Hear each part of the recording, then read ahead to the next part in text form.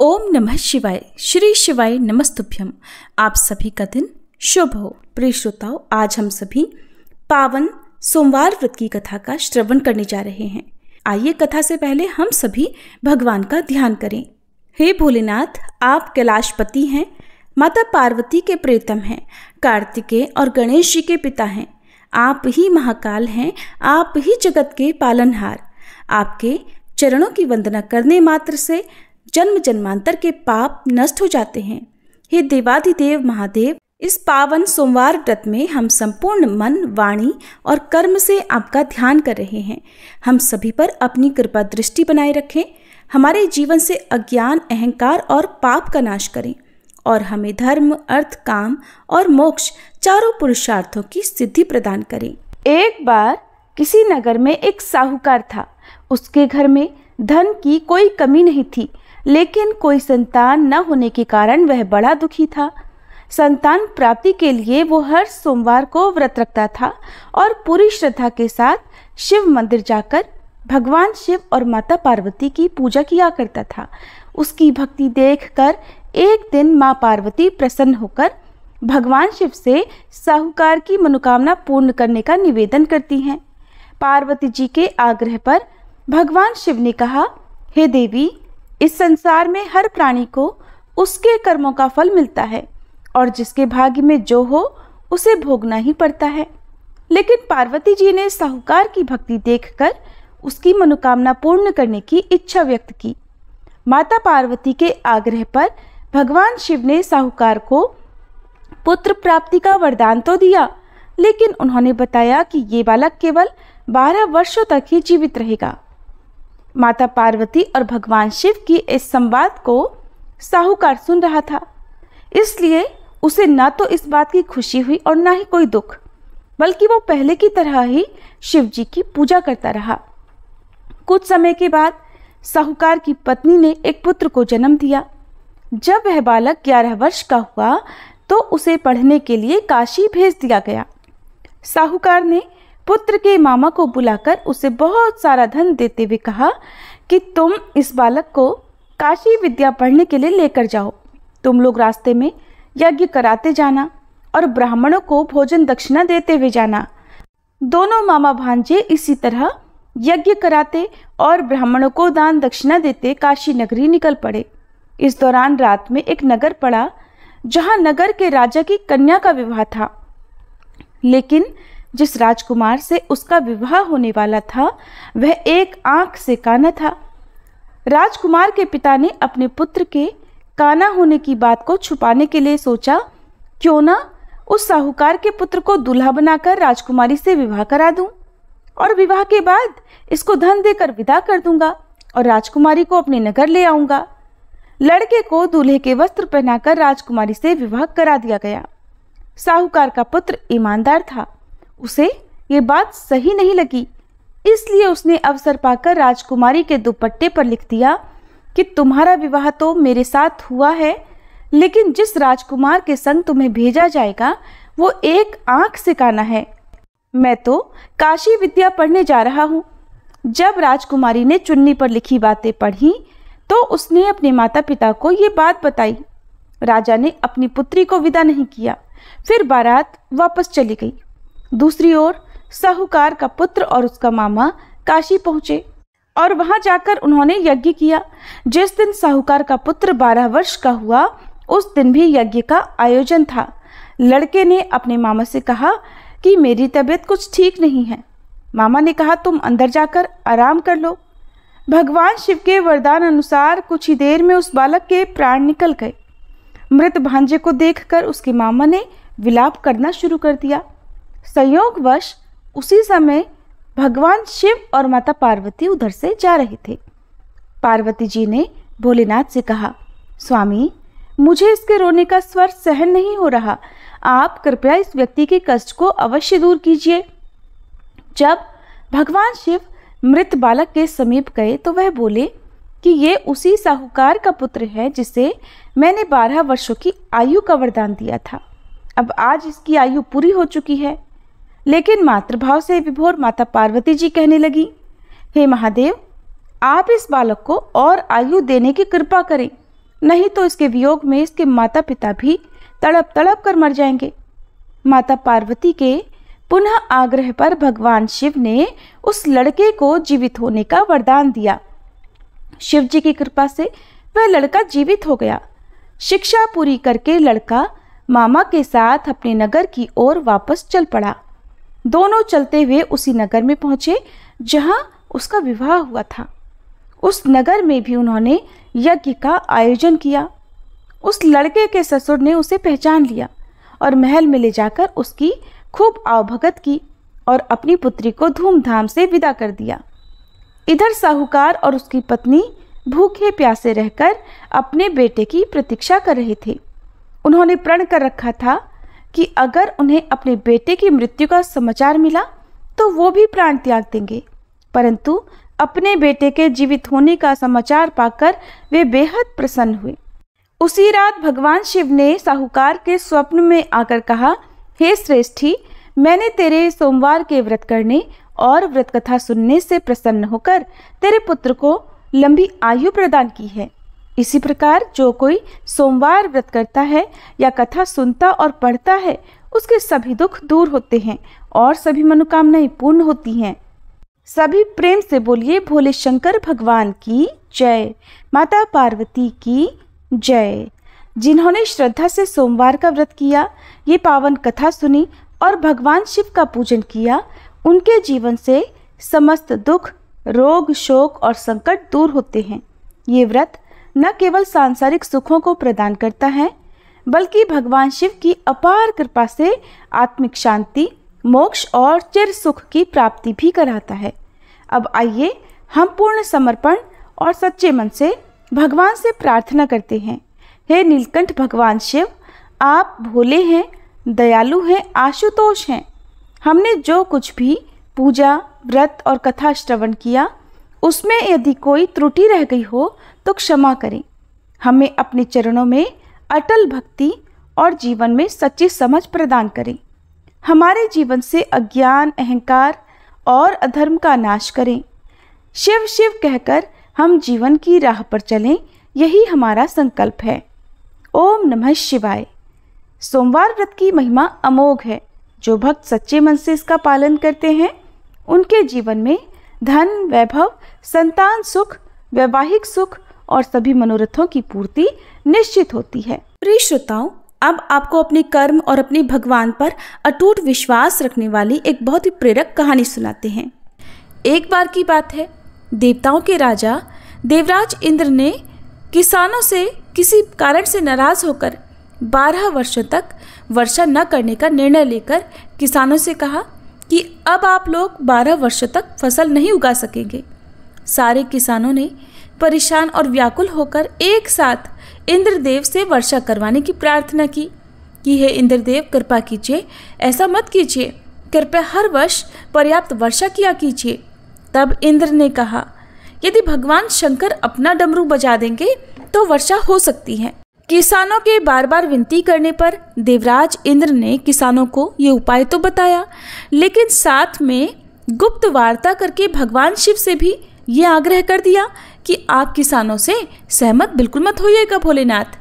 इधर जब किसान देवराज इंद्र के बताए उपायानुसार भगवान शंकर के पास पहुँचे तो भगवान शंकर उनसे कहने लगे, क्योंकि देवराज इंद्र भी उनसे पहले आकर ही सहायता मांग चुके थे। भगवान शिव ने कहा, किसानों, डमरू तो बचेगा लेकिन अभी नहीं, 12 वर्षों बाद। अब किसान निराश हो गए। तो किसान जब निराश हुए तो उन्होंने सोचा कि इन 12 वर्षों में अब कृषि तो होगी नहीं, खेत में अगर फसल उगाएंगे तो वो सूख जाएगी, व्यर्थ जाएगी, फसल भी नहीं उगेगी। तो इससे अच्छा है जब तक वर्षा नहीं होगी तब तक हम खेती ही ना करें। अब उन किसानों में से किसान ऐसा भी था जिसने खेत में अपना काम करना नहीं छोड़ा। सारे खेत वर्षा न होने के कारण बंजर हो चुके थे, धरती में दरारें पड़ चुकी थी। लेकिन एक वही किसान था जो नियमित रूप से पहले की तरह अपने खेत जोतता, निराई गुड़ाई करता, बीज बोता और खाद भी डालता। ये सारा दृश्य देखकर गांव के किसान उसका मजाक उड़ाने लगे कि भाई अभी तो अगले 12 वर्षों तक वर्षा का कोई नामो निशान नहीं है। और ये बात तो तुम भी जानते हो कि भगवान शिव ने भी स्वयं कहा है कि अगले 12 वर्षों से पहले तो डमरू बजेगा नहीं, और वर्षा तभी हो सकती है जब भोलेनाथ अपना डमरू बजाएंगे। तो ऐसे में तुम बारिश ना होने के बाद भी खेतों में आकर काम कर रहे हो, इससे तुम्हारा समय भी बर्बाद हो रहा है, तुम्हारी मेहनत भी बर्बाद हो रही है और तुम्हारा धन तो बर्बाद हो ही रहा है। लेकिन उस किसान ने पता है क्या कहा? उसने उन बाकी किसानों से कहा, हाँ आपकी बात सही है, मैं भी जानता हूँ कि 12 वर्षों तक फसल नहीं उगने वाली, वर्षा नहीं होने वाली, लेकिन मैं ये काम तो केवल अपने अभ्यास के लिए कर रहा हूँ, क्योंकि अगर 12 साल तक हम खेती नहीं करेंगे, हल नहीं चलाएंगे, गुड़ाई निराई नहीं करेंगे, तो मैं खेती किसानी का काम तो भूल जाऊँगा और फिर मेरे शरीर की मेहनत करने की आदत भी तो छूट जाएगी। और खेती के काम में तो किसानों को बहुत परिश्रम करना पड़ता है, इसलिए मैं तो ये सारी मेहनत केवल इसलिए कर रहा हूँ ताकि अगले 12 वर्षों बाद जब बारिश होगी तो फिर अपना काम करने में मुझे कोई कठिनाई ना हो। उसी समय भगवान शिव देवी पार्वती के साथ आकाश भ्रमण पर निकले हुए थे। देवी पार्वती ने भी उस किसान और अन्य किसानों के बीच की इस वार्ता को सुना। सारी बात सुनने के बाद देवी पार्वती भगवान शिव से विनम्र स्वर में बोली, प्रभु देखा आपने, ये किसान अपने खेत में परिश्रम इसलिए कर रहा है ताकि ये लगातार 12 वर्षों तक वर्षा ना होने के कारण कहीं अपनी मेहनत करना ना भूल जाए, कहीं हल चलाना ना भूल जाए, कहीं खेती किसानी का काम ही ना भूल जाए। और आप हैं कि आप भी तो 12 वर्षों तक अपना डमरू ना बजाने का निर्णय लेकर बैठे हैं, तो कहीं ऐसा ना हो प्रभु कि इन 12 वर्षों के बाद जब आप डमरू बजाना चाहें तो आप डमरू बजाना ही भूल जाएं। आप भी तो डमरू बजाना भूल सकते हैं। माता पार्वती की बात सुनकर अब भोलेनाथ भी चिंतित हो गए। ये देखने के लिए कि डमरू बज रहा है या नहीं, उन्होंने अपना डमरू उठाया और उसे बजाने का प्रयास करने लगे और तभी जोरदार आवाज के साथ डमरू बजना शुरू हो गया और देखते ही देखते आसमान में काली घटाएं छा गई, तेज बारिश शुरू हो गई और जो किसान अपने खेत में हर दिन नियम से काम कर रहा था उसके खेत में भरपूर फसल आ गई, क्योंकि उसने अभी कुछ दिन पहले ही जुताई करके उसने अपने खेत में बीज बोए थे। अब वर्षा होने के कारण कुछ ही दिनों में उसके खेत में हरी भरी लहलाती हुई फसल खड़ी हो गई और बाकी के किसान जो केवल हाथ पर हाथ धरकर बैठे थे ये सोच रहे थे कि अगले 12 वर्षों तक तो वर्षा नहीं होगी, और जब ये बात भली भांति पता है तो ऐसे में सूखे खेतों में भला परिश्रम करना और अपना समय बर्बाद करने से क्या फायदा होगा। अब वे किसान पश्चाताप करने लगे और उधर उस किसान को अपनी फसल का भरपूर लाभ मिला। जो किसान अपने मन में सकारात्मक सोच लेकर बैठा था। तो ऐसा ही होता है, कभी कभी हम अपने जीवन में चल रही परेशानियों से बहुत परेशान हो जाते हैं या हम किसी काम के लिए मेहनत कर रहे होते हैं, तो जब हमारी उस मेहनत का फल हमें नहीं मिलता है, हम लगातार काम करते जाते हैं, लगातार प्रयास करते जाते हैं, फिर भी जब मेहनत का फल नहीं मिलता है तो फिर एक समय ऐसा भी आता है कि हम थक हार कर हार मानकर बैठ जाते हैं। लेकिन हो सकता है कि वही क्षण हमारे पूरे जीवन को बदलने वाला हो सकता है हमारी अब तक की गई मेहनत का फल हमें अब मिलने ही वाला हो। तो हमेशा सकारात्मक सोच बनाए रखें, भगवान पर विश्वास करें कि अगर आज बुरे दिन चल रहे हैं, अगर आज हमारी मेहनत का फल नहीं मिल रहा है तो एक दिन तो ऐसा जरूर आएगा। सबको अपनी अपनी मेहनत का फल जरूर मिलता है, और जो लोग केवल उन किसानों की तरह हाथ धरकर बैठे रह जाते हैं उनके जीवन में उन्हें कभी कुछ नहीं मिलता और वे हमेशा अपने दुखों का रोना रोते रहते हैं। बोलिए नीलकंठ महादेव की जय। अब सुनिए शिव चालीसा पाठ और आरती। जय गणेश गिरिजा सुवन मंगल मूल सुजान, कहत अयोध्या दास तुम देहु अभय वरदान। जय गिरिजापति दीन दयाला, सदा करत संतन प्रतिपाला। भाल चंद्रमा सोहत नीके, कानन कुंडल नाग फनी के। अंग गौर शिर गंग बहाए, मुंड माल तन क्षार लगाए। वस्त्र खाल बाघांबर सोहे, छवि को देखी नाग मन मोहे। मैना मातु की हवे दुलारी, वाम अंग सोहत छवि न्यारी। कर त्रिशूल सोहत छवि भारी, करत सदा शत्रुन क्षयकारी। नंदी गणेश सोहितः कैसे, सागर मध्य कमल है जैसे।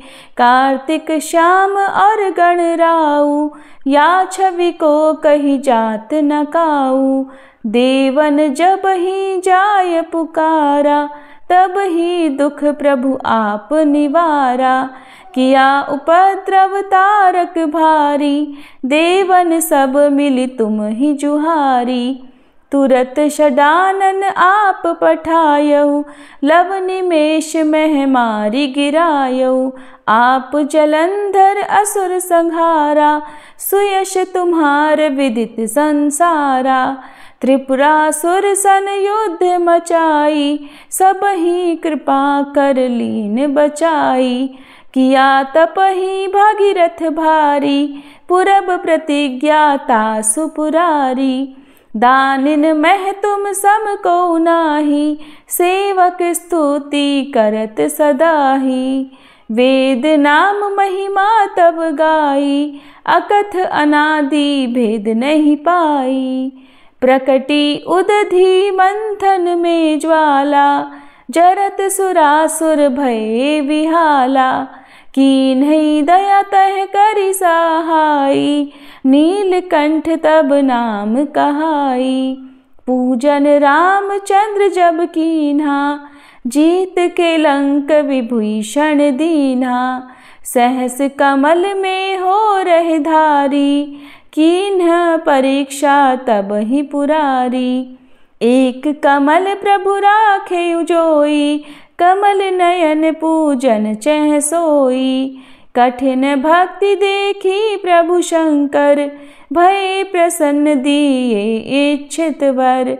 जय जय जय अनंत अविनाशी, करत कृपा सबके घटवासी।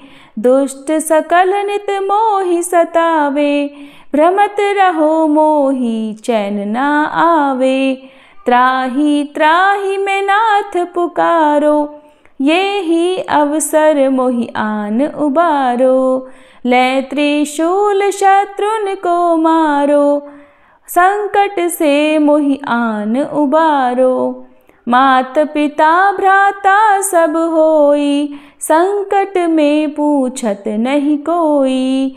स्वामी एक है आस तुम्हारी, आए हरहु मम संकट भारी। धन निर्धन को देत सदाही, जो कोई जाचे सो फल पाही। स्तुति के ही विधि करे तुम्हारी, क्षमहु नाथ अब चूक हमारी। शंकर हो संकट के नाशन, मंगल कारण विघ्न विनाशन। योगी यति मुनि ध्यान लगावे, शारद नारद शीश नवावे। नमो नमो जय नमः शिवाय, सुर ब्रह्मादिक पार न पाए। जो यह पाठ करे मन लाई, तापर होत है शंभु सहाई। ऋनिया जो कोई हो अधिकारी, पाठ करे सो पावन हारी। पुत्र होन कर इच्छा जोई, निश्चय शिव प्रसाद ते ही होई। पंडित त्रयोदशी को लावे, ध्यान पूर्वक होम करावे।